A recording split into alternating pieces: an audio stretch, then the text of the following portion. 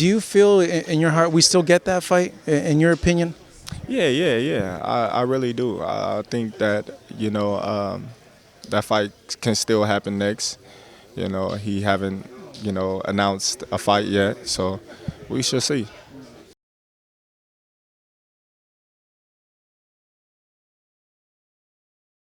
Marcos Villegas for Fight Up TV here in Nebraska, Omaha, the home of Terence Crawford, where you're fighting David Avanesyan this weekend. Terence, man, it's been a long time since fans have seen you.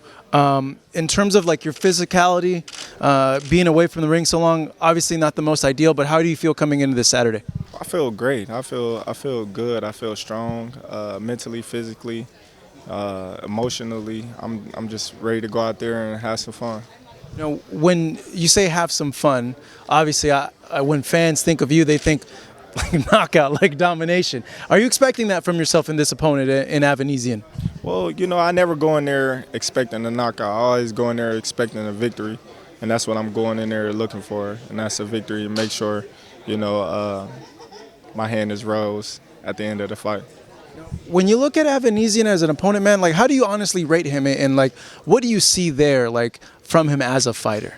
Well, I see a lot of things. He's tricky. He's tough. He's durable. He's always in shape. He's always come to fight. And those are the guys that you got to worry about. Because he have nothing to lose but everything to gain. So, I'm pretty sure he's determined, and his will to win is on a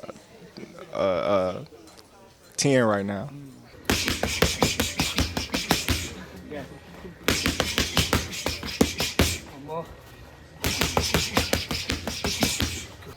What do you feel is like a tricky thing about Avanesyan when you look at him? Like, is there something that he does that kind of sticks out to you, and you think like, that's interesting?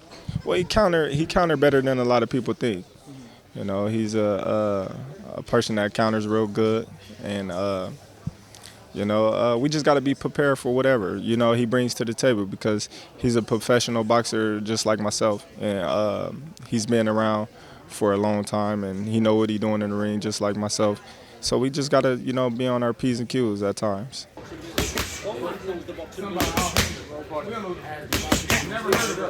Never heard of her.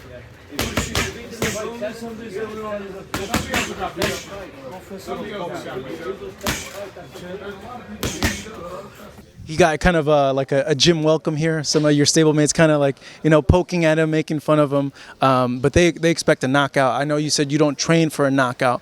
But for you, when do you think the fight starts really like unwrapping, like where you feel like you will figure him out?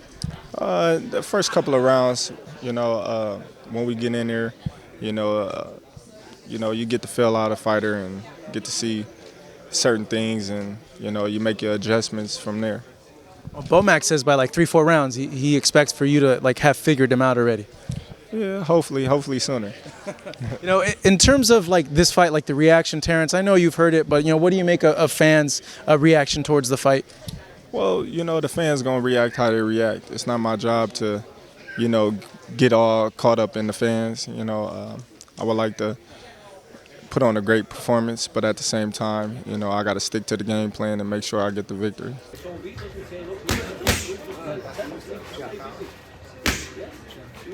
About a couple rounds.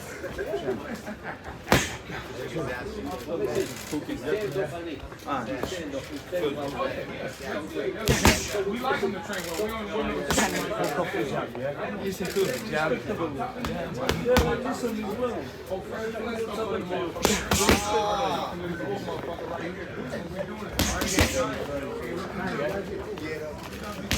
He can go to sleep.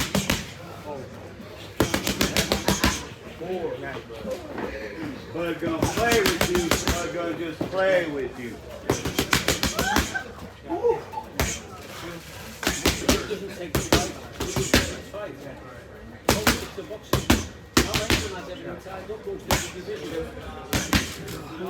I'll aim and I'll go for most of the welterweight division tied up. This man knows the boxing business. One man knows the boxing business. Never heard of her. Never heard of her. Somebody else got beat up. There's a lot of people beat up.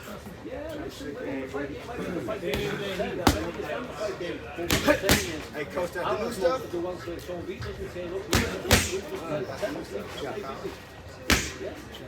It's about a couple rounds.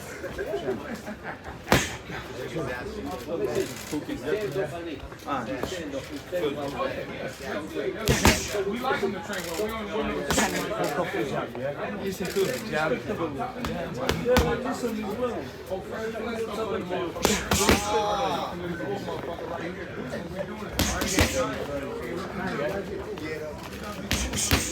Do you think they've been unfair towards you?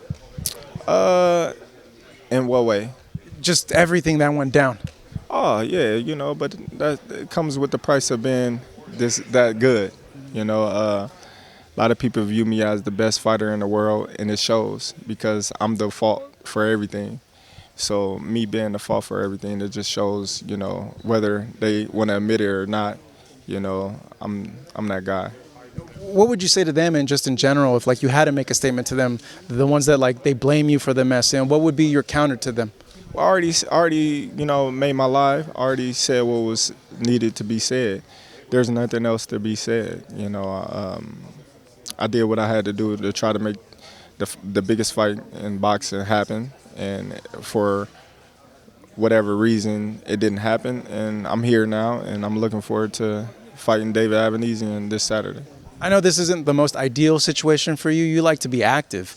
How's this year been? Like, I guess just waiting for that fight, and then it doesn't happen, and then you get this fight. Like, how has that been emotionally for you as an athlete, as an elite athlete? Well, you know, you get those times where you just get frustrated with the sport and the politics of boxing, you know. But at the same time, you know, I got to spend quality time with my family, and I still do things outside of boxing. So it really didn't too much, you know, have a big effect on me.